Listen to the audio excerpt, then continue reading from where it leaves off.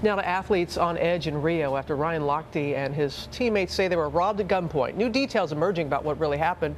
ABC's Matt Gutman has the latest. This morning, Brazilian authorities investigating exactly what happened when 12-time Olympic medal winner Ryan Lochte and 3 of his teammates were robbed at gunpoint early Sunday morning. The police is looking for the cab driver who drove them back, who seems to be having more information.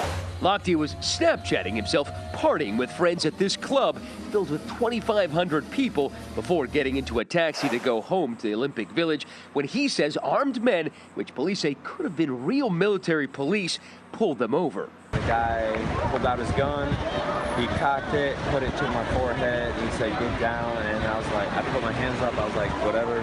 None of the swimmers were injured, but Lochte says the men took all of their money. Citing Lochte, the IOC initially denying that any robbery had occurred, only reversing course when it says Lochte later changed his story. I wonder if you can explain to us what happened. Is this Ryan Lochte lying to you? Is this him misleading you? I can explain it very, very simply. What I said was people asked me to give them an update. I got an update from USOC.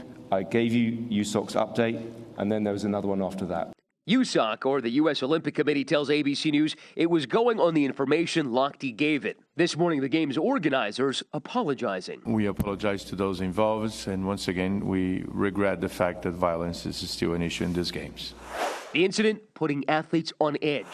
The Australian delegation now enforcing a curfew for its 422 athletes, banning them from going to Ipanema and Copacabana, 2 popular tourist locations, after 6 p.m., instructing them also not to wear their team uniforms at night and to avoid traveling around Rio on foot. They need to keep all that in mind. Our thanks to Matt Gutman.